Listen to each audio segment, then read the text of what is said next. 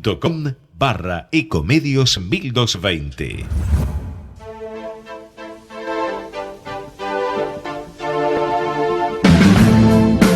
Al derecho y al revés. Las dos caras de la realidad. El yin y el yang de los temas actuales.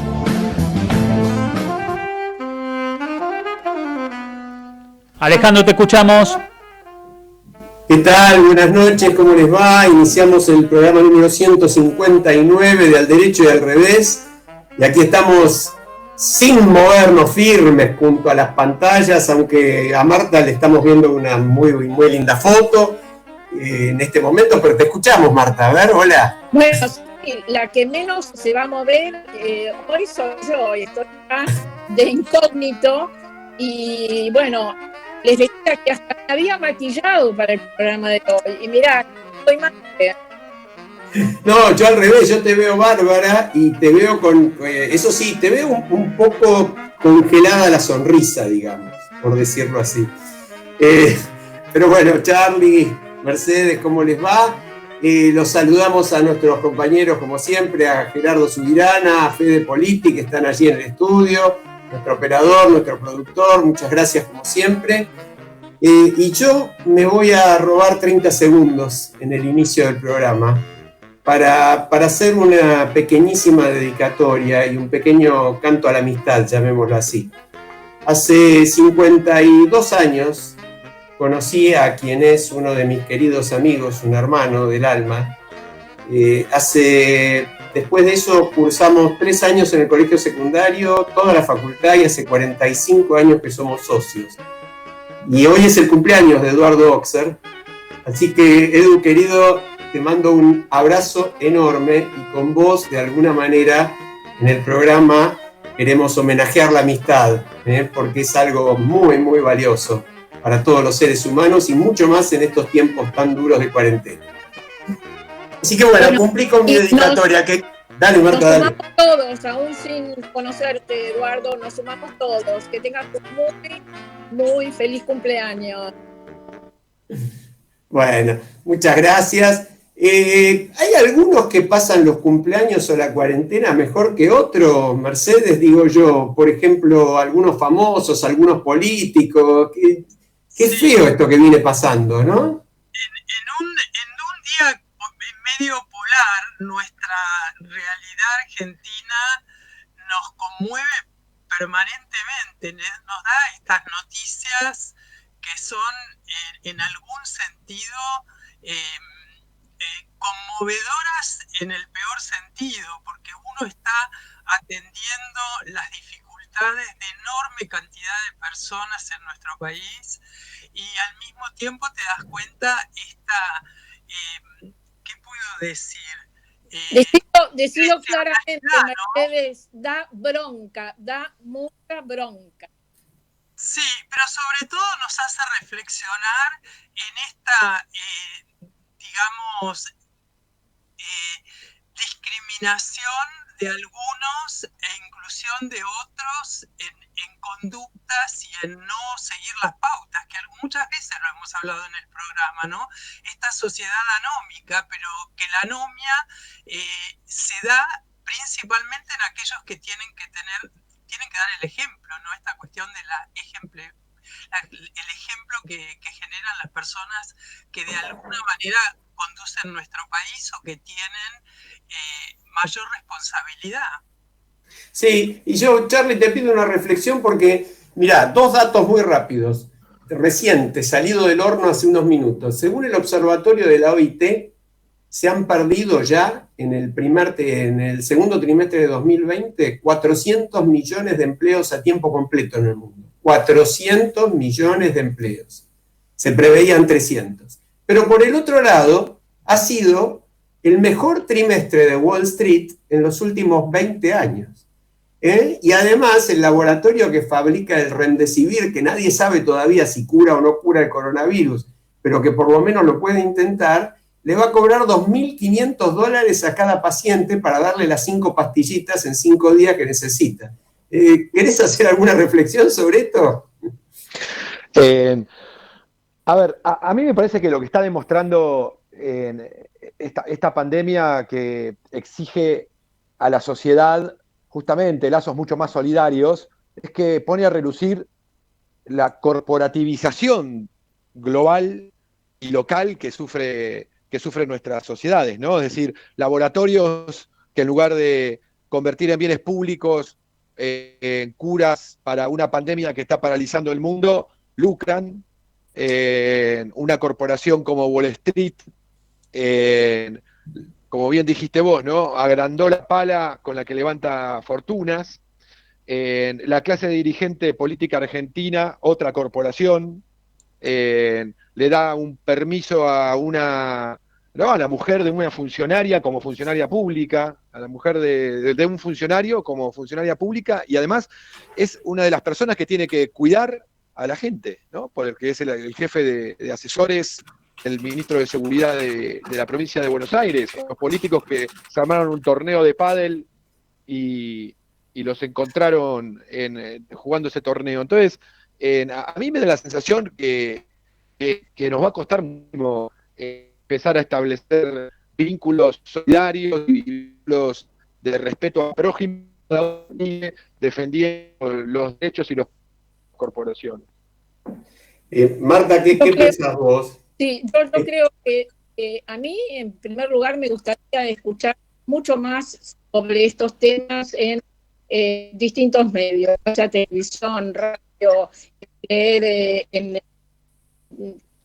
artículos de distinto tipo, porque pareciera ser que somos pocos los que se preocupan o nos preocupamos por estas cuestiones, y creo que el futuro, que lo tenemos acá nomás, no es ni el año que viene, ni mañana, es hoy, es ahora.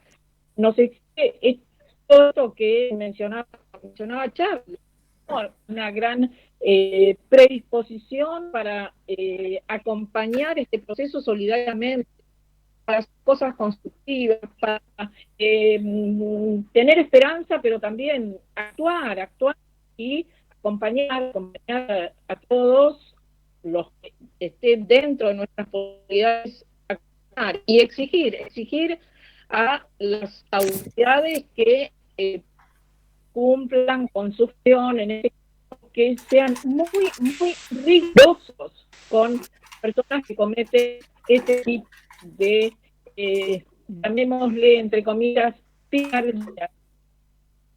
Sí, tal cual, tal cual. Yo creo que vos hablaste de algo muy importante, ¿no? Porque en realidad no es que estos temas no se toquen. Uno los ve por ahí un poco en televisión, pero los ve en un contexto de grieta, en un contexto de bronca. Es como que hay periodistas que se preocuparon más por los que jugaban al pádel en Pilar y otros que se preocupaban más por el jefe de gabinete de Bernie rescatando a su novia de la ruta con un permiso trucho de funcionaria pública que no es, y además amenazando sin barbijo a los policías, según la versión de los policías. Es como que cada uno toma estas cosas en función también de su propia conveniencia política, partidaria, ¿no? Volvemos siempre a lo mismo. Charlie hablaba de corporación, y justamente es uno de los temas que nosotros teníamos planteado hoy, hablando de un servicio tan esencial, tan indispensable como la justicia, un poder del Estado que garantiza la Constitución, que garantiza los derechos, y que no ha sido considerado esencial porque en la capital, en el ámbito de la capital federal, donde litigan la mayoría de los grandes conflictos jurídicos de la Argentina, porque así es, desde que el puerto es el puerto, estamos durante más de 100 días en feria. Y yo quiero escuchar un muy breve audio del secretario general histórico. Ustedes vieron que en la Argentina hay puestos históricos, hay gente que está 20, 30, 40 años sentado en una silla. En este caso, el señor Julio Piumato es el secretario general del gremio de los judiciales desde que yo tengo memoria, y tengo bastante todavía, y ayer le comunicaba a sus compañeros del sindicato que la feria judicial seguía en estos términos. A ver, Gerardo. Compañera, compañero, le doy la primicia. Revisaron la cuestión en la Corte y se extiende la cuarentena. Incluso habló la ministra de Justicia con Rosenkrantz y fueron para atrás. extienden la cuarentena, la feria extraordinaria. En un rato sale la acordada. Abrazo a todos y a paso de vencedores. Marta, ¿cómo te suena Paso de Vencedores? Por suerte hoy estoy de incógnito. Deberían verme cara de indignación porque esta cuarentena extraordinaria se suma a la feria tradicional ordinaria que ya tienen los judiciales desde hace mucho tiempo, y además una pregunta para hacernos en tiempos de cuarentena, y esto que vos decías también, Alejandro, ¿no es esencial, Alicia? ¿No es servicio esencial? Tal cual. Por otra parte, no pensemos que ahora se van a colapsar los juzgados porque todo esto, no, van a contra colapsarse, porque ya venían colapsados antes de la pandemia. Entonces, esto lo decía tú, hay que pensarlo, pero pensarlo mañana, empezar a pensarlo ahora, qué hacer con los expedientes papel, cómo digitalizar. Todo esto es un desafío económico, social, cultural, pero la digitalización no alcanza. Hay que modificar procesales. Bueno, cantidad de cuestiones que hay que empezar a tener en cuenta, y además la cara de bronca que podrías haberme visto cuando escuché esto de a paso de vencedores es que más lo consideran un triunfo, un logro, y es para el conjunto de la sociedad es un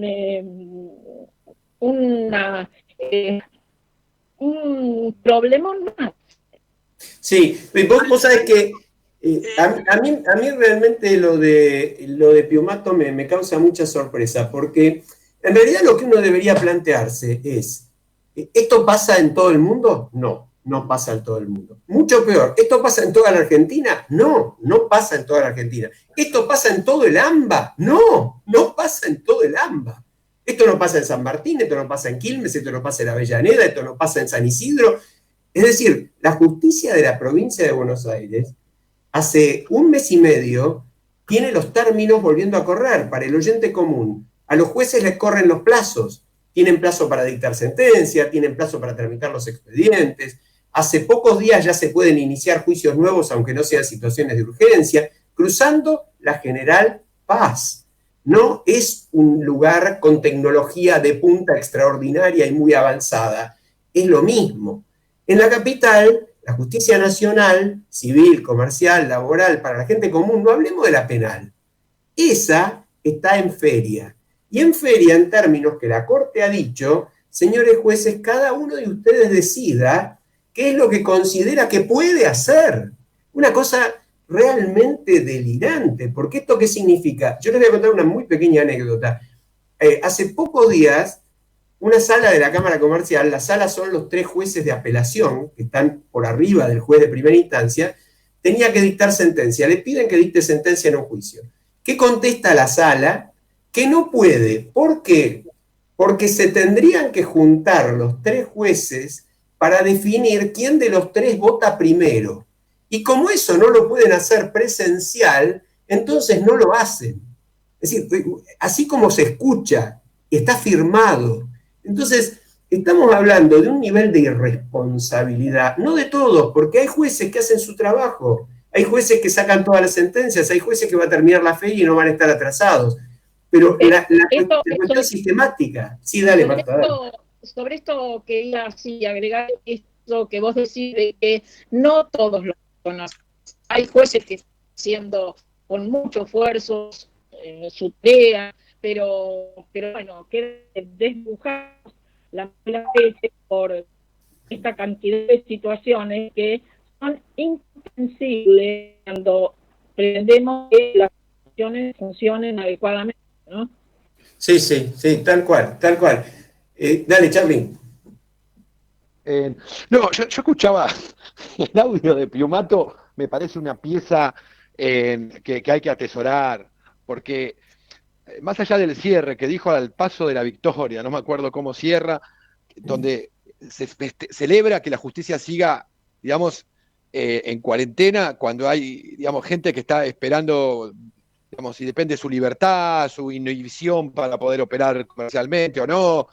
Digamos, la justicia está decidiendo sobre los derechos y la vida de mucha gente y este hombre celebra. Pero después hay dos hechos en este audio que son increíbles. Primero, él anuncia antes de que se firme la acordada. Y lo segundo, dice, la ministra habló con Rosenkrantz, que es el presidente de la Corte, y le dijo que prolongue la cuarentena, es decir, división de poder, Ahí, olvídate. perdóname, te hago la salvedad, te interrumpo, porque en realidad hay un audio posterior que no lo pasamos para no agotar a la gente con estas cosas. Hay un audio posterior donde pide perdón, donde además está muy enojado porque se viralizó el anterior, porque obviamente este audio él se lo manda a su gente y alguien de su gente lo viralizó. Pero aclara que no es cierto y la ministra lo desmintió. Es decir, que en teoría esa parte no es cierta. Pero lo que sí nadie pudo explicar es cómo él sabía, como bien decís vos, antes que se publicara, que la Corte prolongaba la feria, cuando en todos los diarios estaba que la Corte terminaba con la feria, por lo menos para la Corte y las cámaras. Bueno, peor, porque es un mentiroso, le miente a su gente, le está mintiendo. Entonces, es decir, es insalvable, pobre hombre este. Y además es el secretario general del gremio de la justicia. Digamos, la verdad que es una pieza histórica para almacenar y atesorar en la vulneración de las institucionalidades por todos lados, ¿no? Bueno, él defiende muy bien a su gente, ¿no? Porque el viernes hizo un paro, es decir, un paro difícil de hacer porque están en feria, los que trabajan son un porcentaje chico, pero un paro dijeron que no van a contestar mensajes, mails, nada. ¿Por qué? Porque le pagan el aguinaldo en cuotas.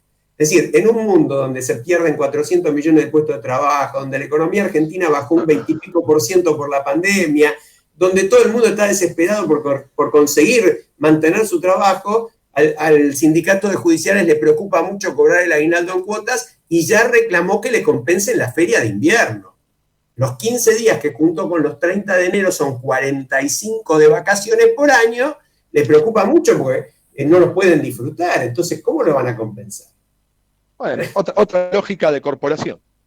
Tal cual, tal cual. Mercedes, dale. Pero ¿cómo? No, yo siempre me pregunto, ustedes, Marta y vos son abogados y tienen gran experiencia en este tipo de submundo de la justicia, pero a mí me preocupa siempre cuando nos escucho qué nivel de propuestas hay, qué modelos, qué ejemplos tenemos en otros países donde la justicia funcione de otra manera, porque en un ratito vamos a escuchar un audio de nuestro corresponsal en Estados Unidos, donde también plantea una cuestión bastante compleja en ese sentido.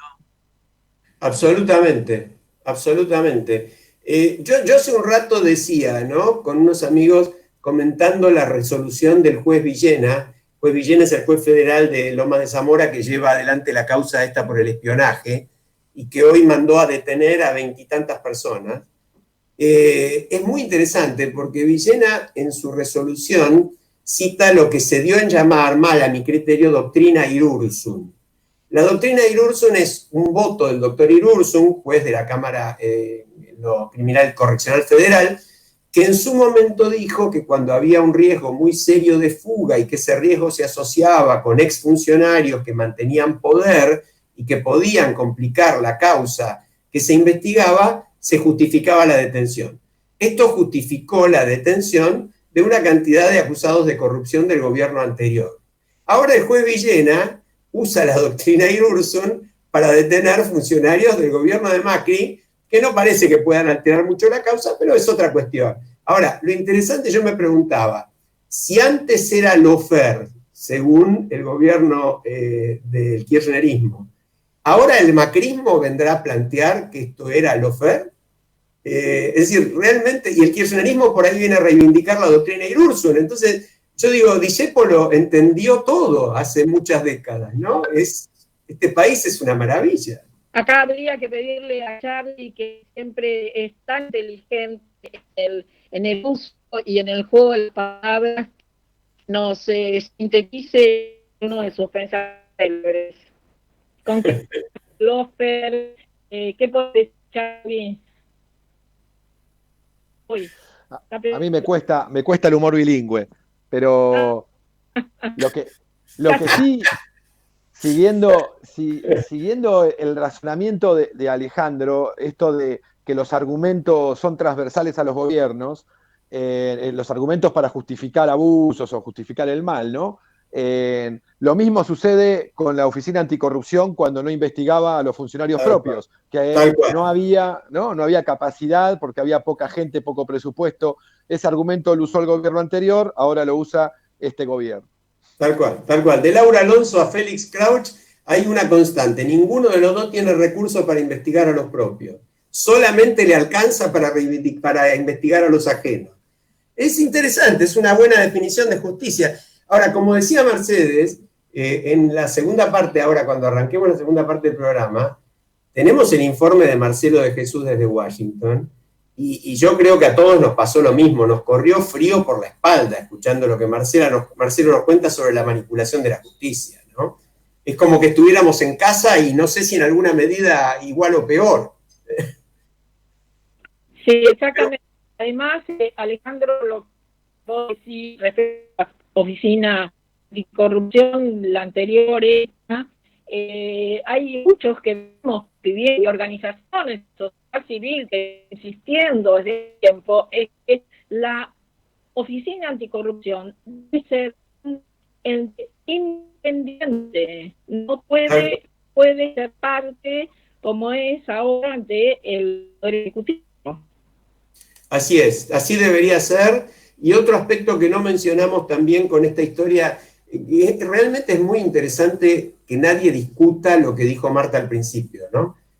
La justicia parecería que no es un servicio esencial. Es decir, solamente los esenciales son los que están. Entonces no podemos vivir sin justicia, sin ningún problema.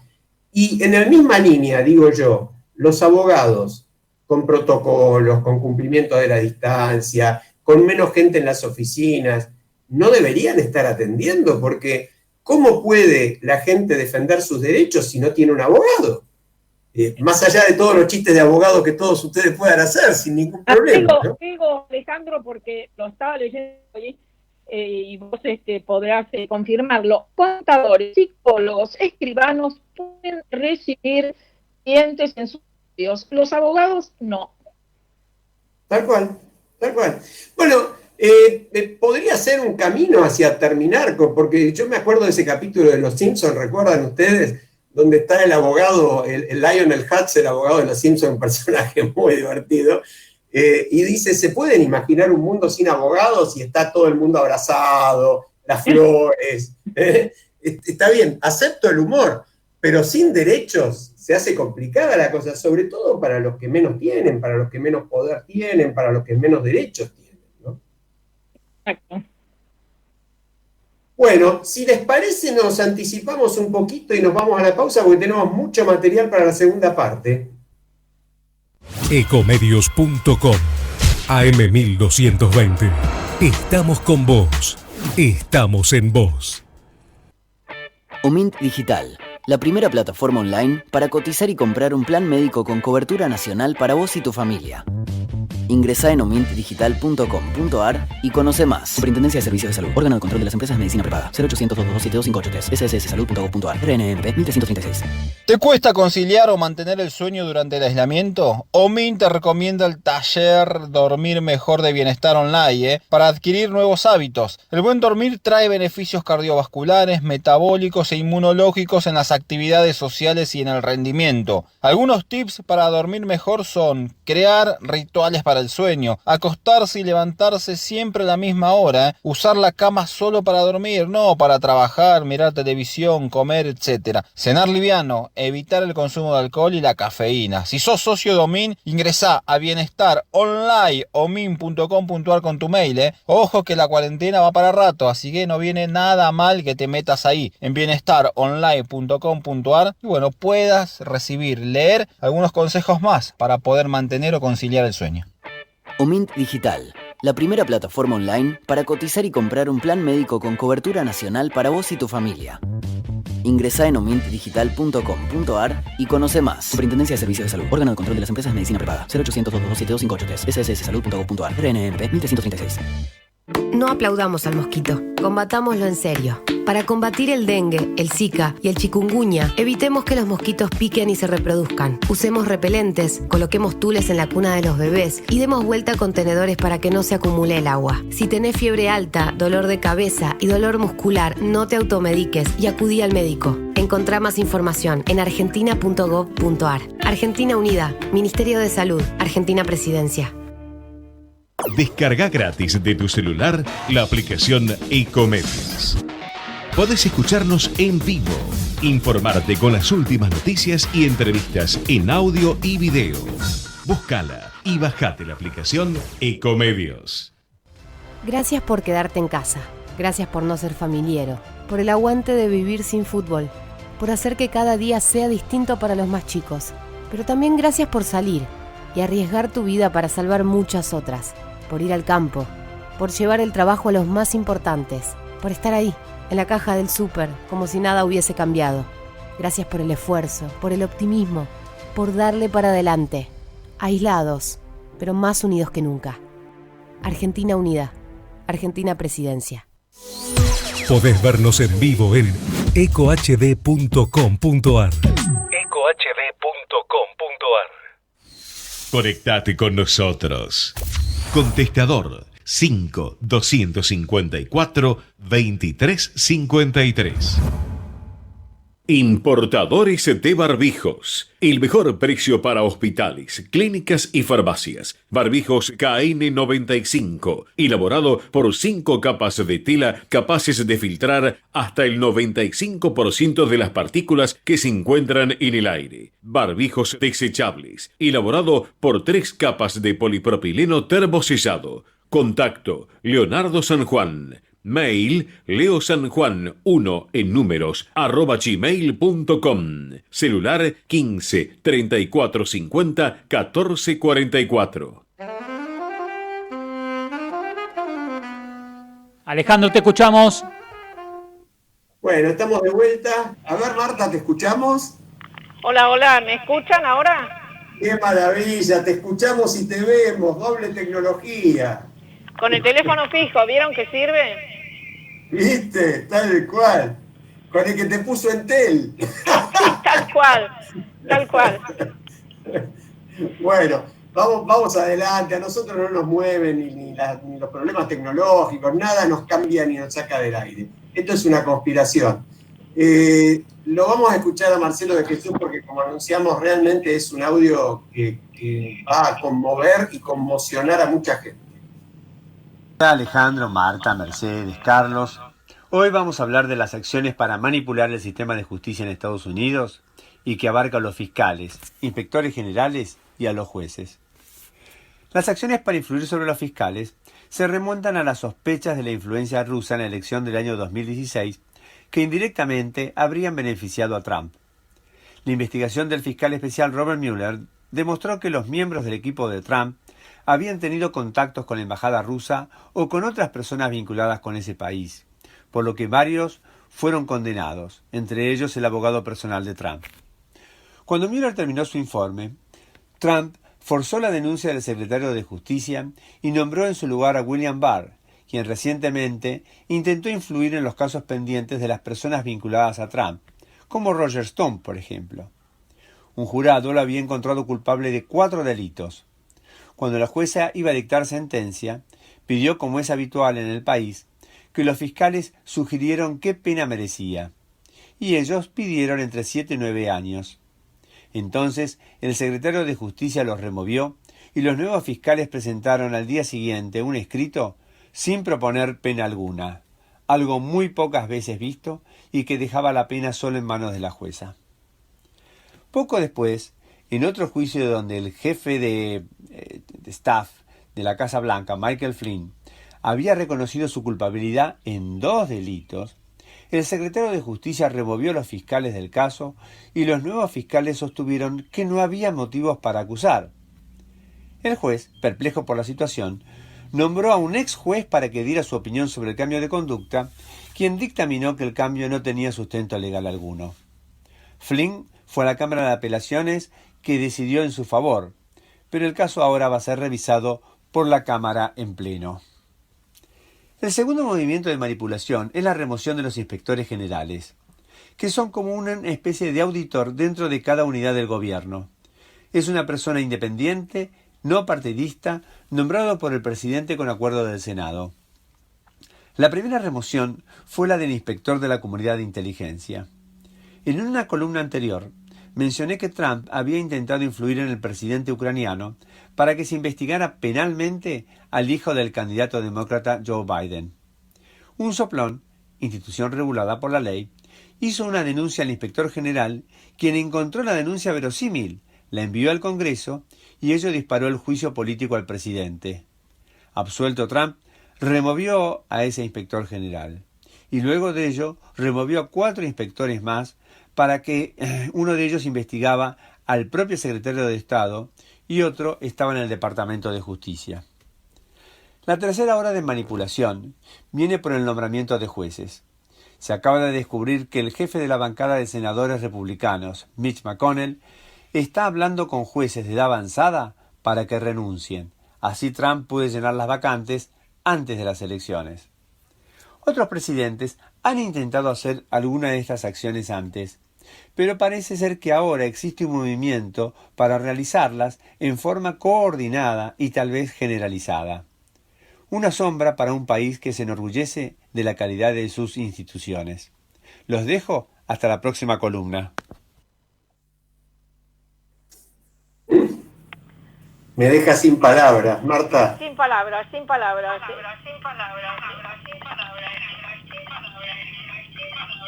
Oh, ¿qué pasa? ¡Apa!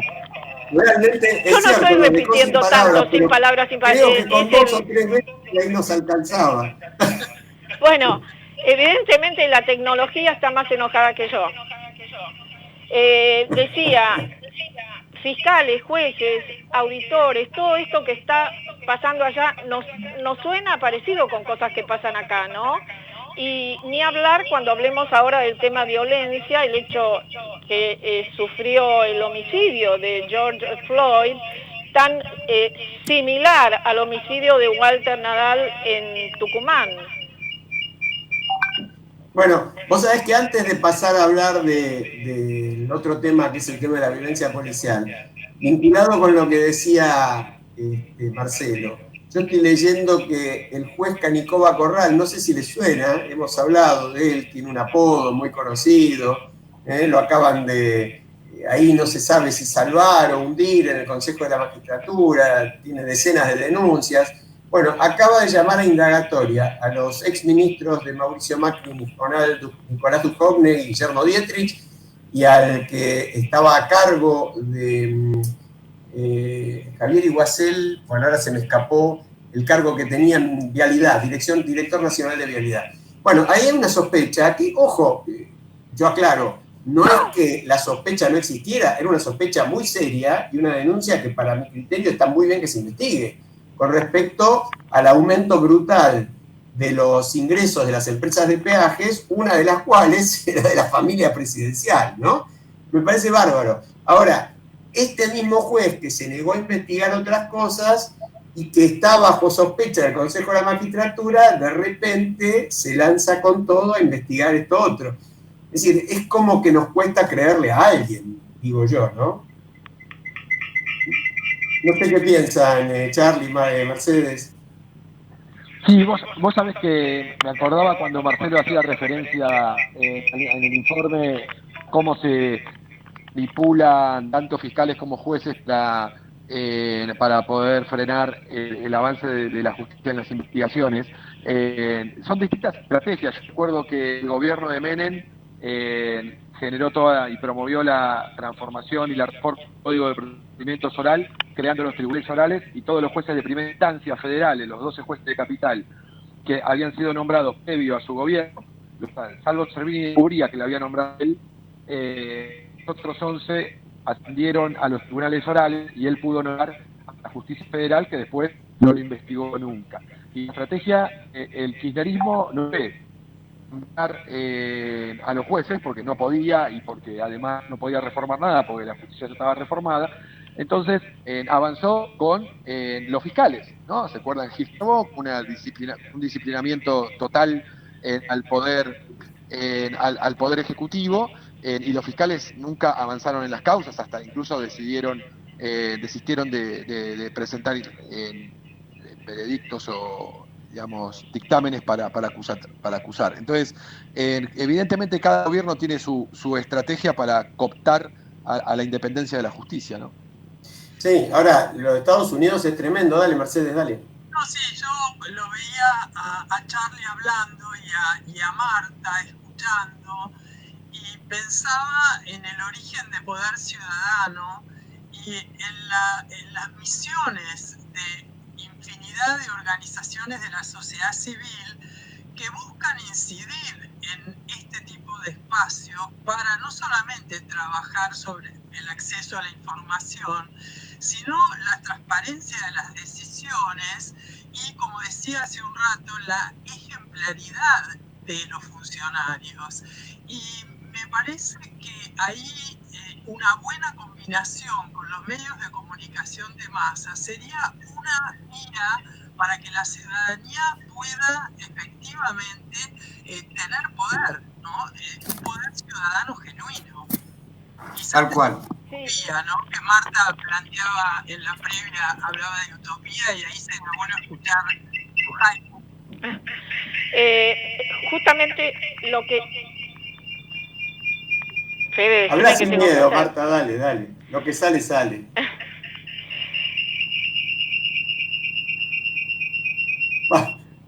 Hola. Es desde Marte está hablando, no es Marta, es desde Marte. Sí. No, bueno.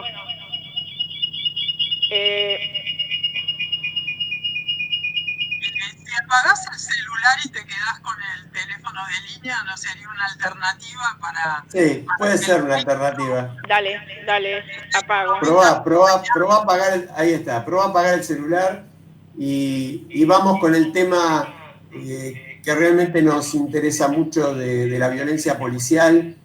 Tenemos un audio, en realidad no, un mensaje que nos manda un oyente, porque lo habíamos anunciado al tema, sumamente interesante, Paul de Belgrano, que nos dice: el tema de Tucumán es particularmente serio porque demuestra la subsistencia en el ADN del poder de la herencia de Bussi.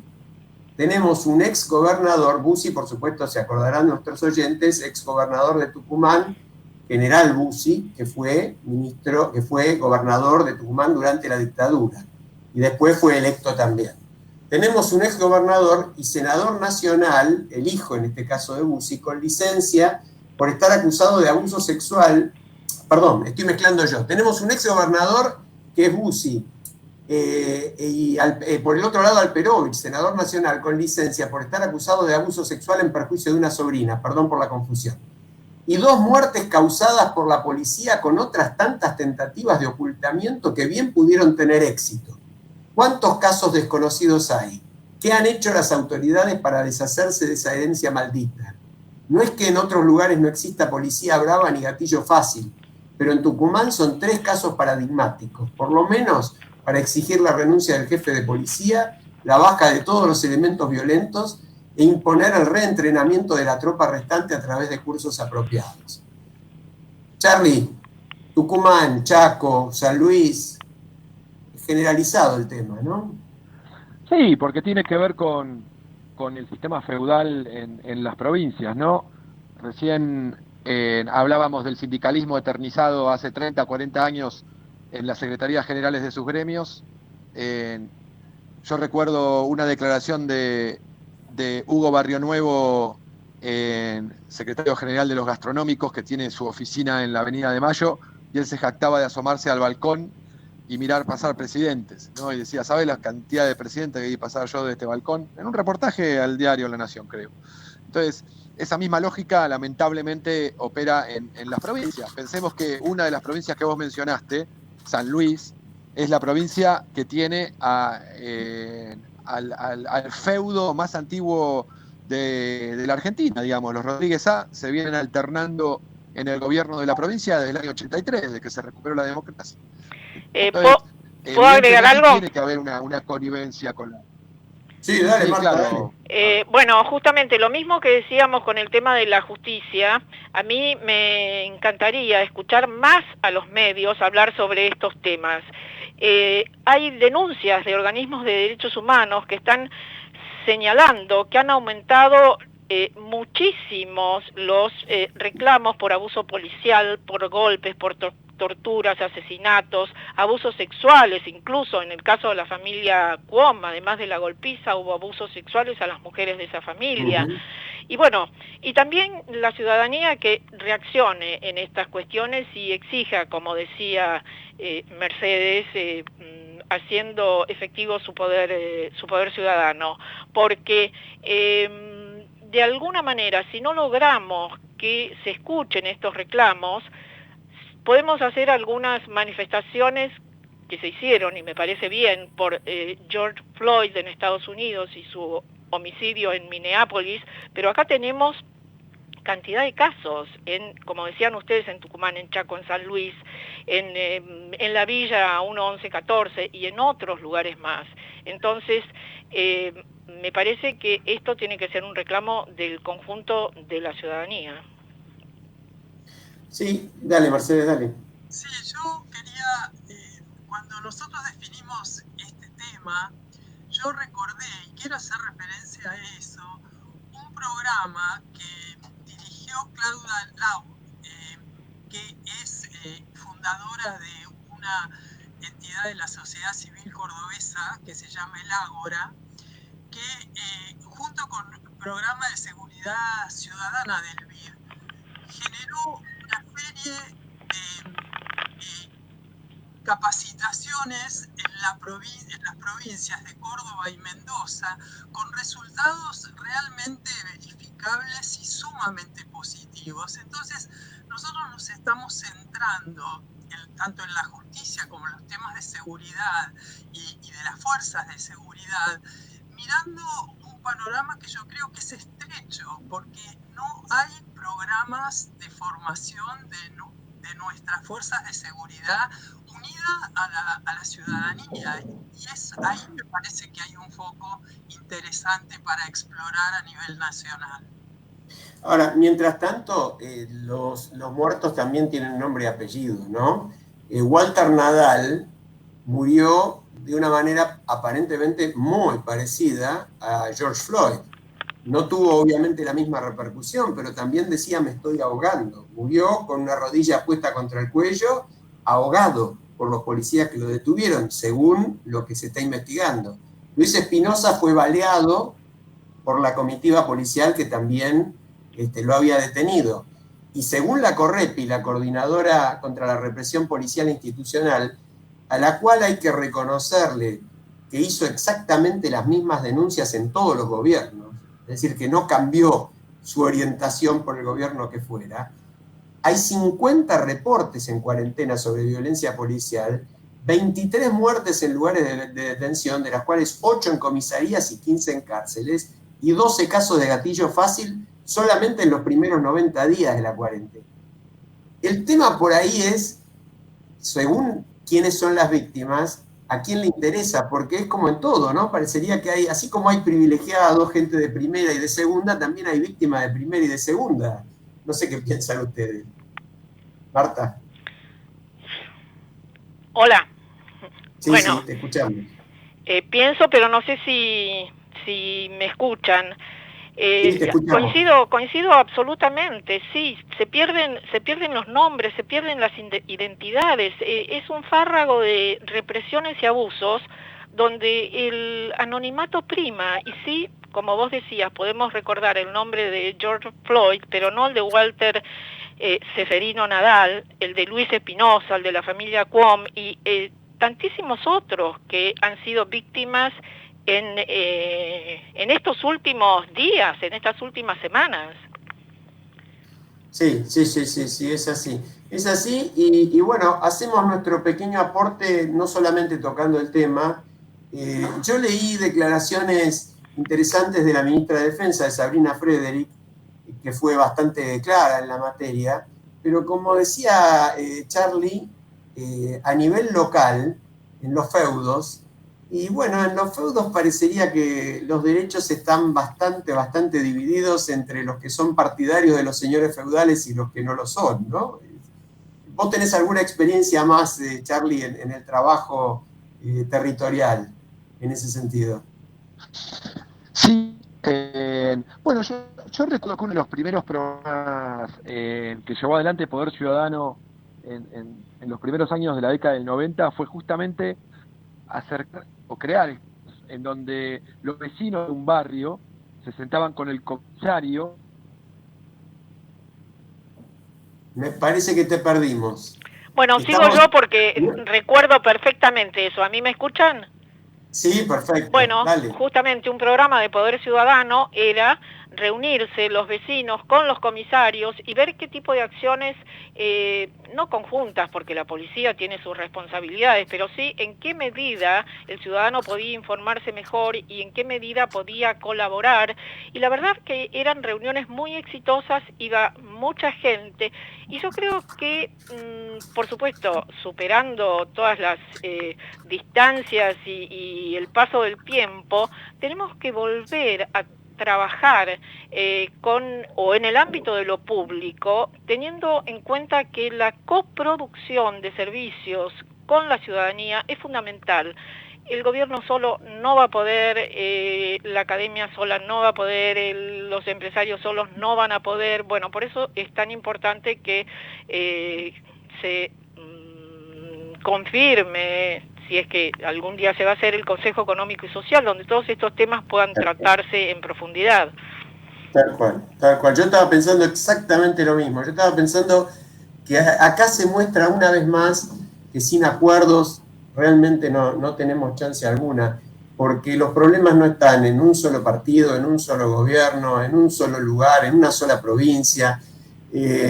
Voy a hacer una pequeña referencia a un disparate que escuché hoy, lo voy a decir así, un disparate que justamente marcha en la dirección opuesta a la que estamos charlando, que son la mención que hizo hoy el ex gobernador de Mendoza a la posibilidad de independizar la provincia de Mendoza.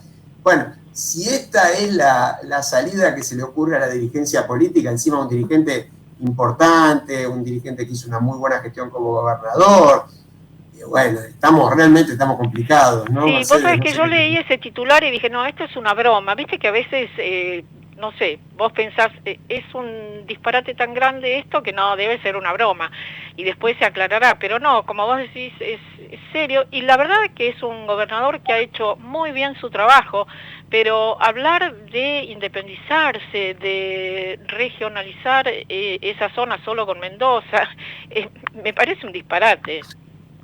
Sí, pero sociológicamente está muy comprobado que frente a las crisis y a los momentos como el que estamos viviendo de sentido fuerte de riesgo, la tendencia a cerrarse, la tendencia a nacionalismos extremos, ¿no? O a localismos o al pensamiento tribal es una de las respuestas más comunes. O sea, no nos tiene que extrañar.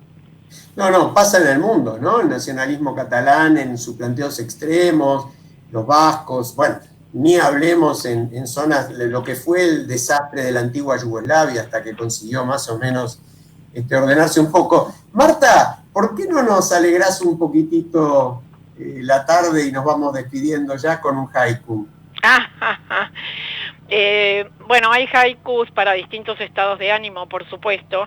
En este caso, y justamente por todos estos resquemores, peligros que vamos viendo, agresiones, yo lo sinteticé así: amenazadas, palabras, miradas y las utopías.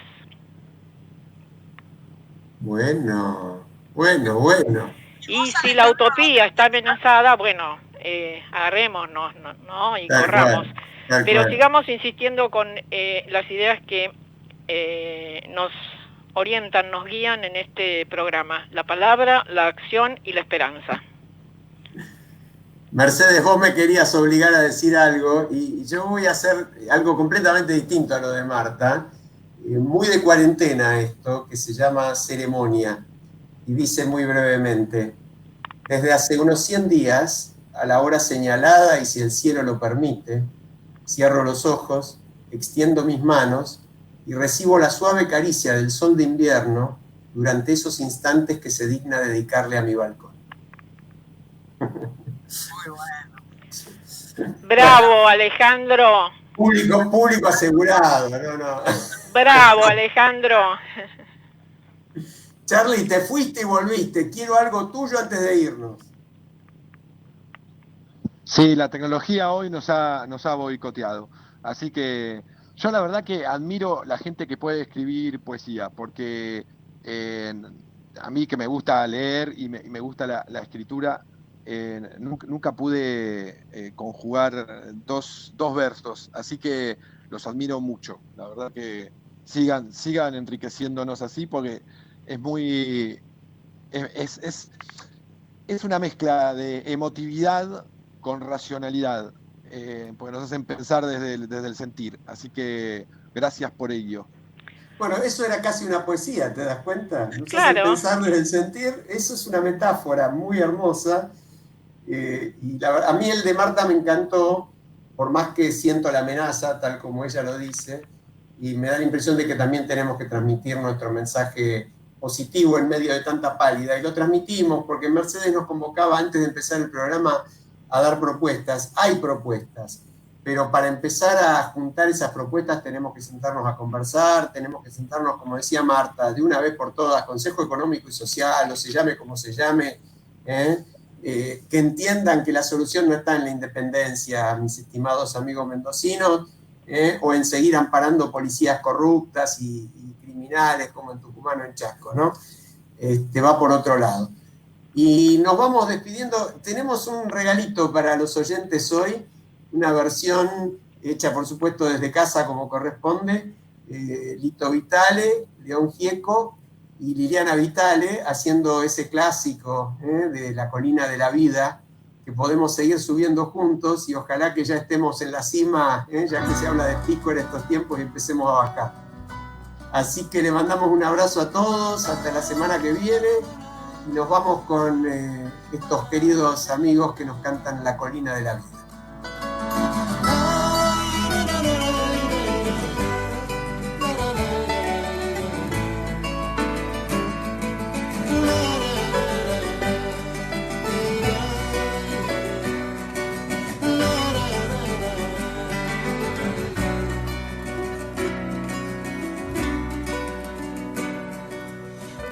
Casi nada me resulta pasajero.